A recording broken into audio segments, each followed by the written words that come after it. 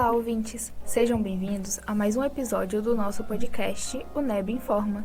Eu sou Vitória e estou aqui com Ivonide e Jailda. Somos alunas de Comunicação Social no Campus 14, em Conceição do Coité. E hoje vamos discutir um tema fundamental para entender a sociedade contemporânea: o papel da mídia na democracia. Vivemos em um mundo em que a informação circula numa velocidade impressionante. Televisão, rádio, jornais e, mais recentemente, as redes sociais, que se tornaram protagonistas na formação da opinião pública. A mídia é chamada muitas vezes de quarto poder justamente porque ocupa um espaço estratégico entre governantes e a sociedade. Esse poder significa também responsabilidade, informar com ética, fiscalizar o poder, garantir a diversidade de vozes e contribuir para o fortalecimento da democracia. Olá, eu sou Jailda e como base para a discussão de hoje usamos os textos Mídia e Democracia de Enio Augusto Cardoso e Repercussões Sociais da Comunicação e da Mídia. Vimos que a comunicação pode exercer diferentes papéis: informar, formar opinião, fiscalizar o Estado e ampliar a participação social. Mas também vimos que pode trazer riscos sérios: a concentração midiática, o sensacionalismo, a desinformação, o isolamento social e até impactos diretos na saúde mental. E é sobre esses contrastes que vamos falar hoje, trazendo 3 casos concretos: o Setembro Amarelo e a representação da saúde mental na mídia, a volta da magreza extrema como padrão estético e o papel das redes sociais na polarização. Vamos começar?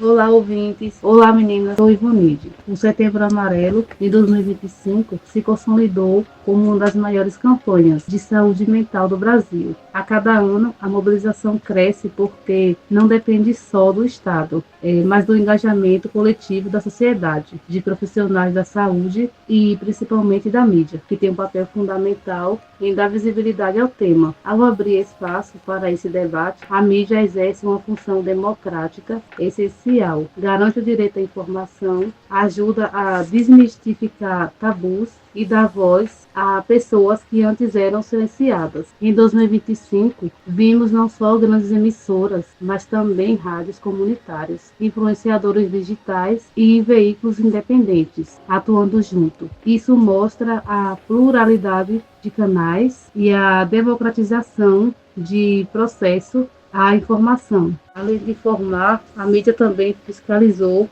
e cobrou do Estado nas políticas públicas de prevenção ao suicídio e atendimento psicológico gratuito. A cobertura jornalística exigiu investimento do CAPS e pressionou o governo a agir. Esse é um exemplo claro de como a mídia pode fortalecer a democracia, ampliando a participação social, garantindo acesso à informação e cobrando acesso do poder público medidas concretas. Vitória, quando a mídia se engaja de forma responsável nesse tema, quais impactos positivos você destacaria? Eu diria que os impactos são enormes. A mídia ajuda a quebrar o silêncio em torno da saúde mental. Mostra que pedir ajuda é um direito, orienta sobre sinais de alerta e onde buscar apoio, o que pode salvar vidas. Também mobiliza instituições e pressiona o Estado a agir, fortalecendo o controle social. E talvez o mais importante, ajuda a transformar a saúde mental em um tema de interesse coletivo, tirando-o da invisibilidade. E quando isso não acontece, Jailda, quais os impactos negativos que você percebe? Ivonide, aí o efeito pode ser devastador. O sensacionalismo pode reforçar estigmas, a superficialidade da impressão de que o tema só importa em setembro e a falta de informações claras deixa as pessoas sem referência de apoio. Isso fragiliza tanto a saúde mental individual quanto a confiança coletiva na mídia, enfraquecendo a democracia. Seguindo nessa linha da saúde mental, precisamos falar também da forma como a mídia tem tratado a estética e os padrões de cor. Em 2025, matérias da Folha, do Correio Brasiliense e de outros veículos mostraram a volta da magreza extrema como tendência, ligada às chamadas canetas emagrecedoras, e a uma certa retomada de padrões conservadores de beleza. E aqui vale lembrar que os textos bases nos ensinam que a mídia não apenas informa, mas seleciona e molda percepções.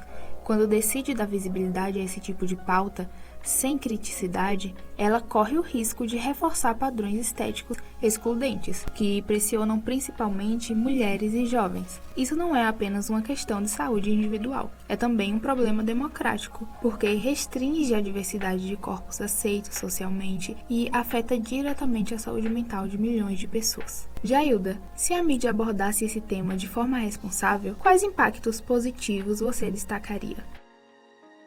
Ela poderia transformar o debate, mostrar a diversidade corporal, valorizar diferentes formas de beleza, incluir especialistas para explicar riscos de dietas radicais e, sobretudo, associar a saúde a bem-estar integral e não a um padrão único. Isso amplia o acesso à informação de qualidade, fortalece a diversidade e ajuda a construir uma sociedade mais justa. E quando não acontece, Ivonide, quais são os impactos negativos? O efeito é destrutivo. Transtornos alimentares, como anorexia e bulimia, aumentam a distorção da imagem corporal e se intensifica e a autoestima despenca. Além dos danos físicos, há um impacto coletivo, que quem não se encaixa no padrão se sente excluído e discriminado. Ou seja, a mídia deixa de ser um espaço de pluralidade e acaba reforçando exclusões sociais. Depois de falar de saúde mental, não podemos deixar de olhar para as redes sociais. Como os textos mostram, eles são hoje um dos principais espaços de circulação de informação, democratizaram o acesso e deram voz a grupos antes silenciados, mas também abriram portas para riscos enormes. E aqui há uma ligação direta com os outros casos. Quando falamos de saúde mental, não dá para ignorar como as redes funcionam. Elas criam bolhas digitais onde só circulam opiniões iguais, sem espaço para o contraditório. Isso gera intolerância, reforça polarizações e afeta não apenas o ambiente político, mas também a saúde mental das pessoas que consomem esse conteúdo, porque viver em ambiente de hostilidade constante causa estresse, ansiedade e sensação de isolamento. Ou seja, o problema da polarização não é apenas político, é também social e psicológico, e mostra bem como a comunicação pode repercutir de forma ampla em nossas vidas. Vitória, quais o impacto positivo você destacaria quando as redes são usadas de forma responsável?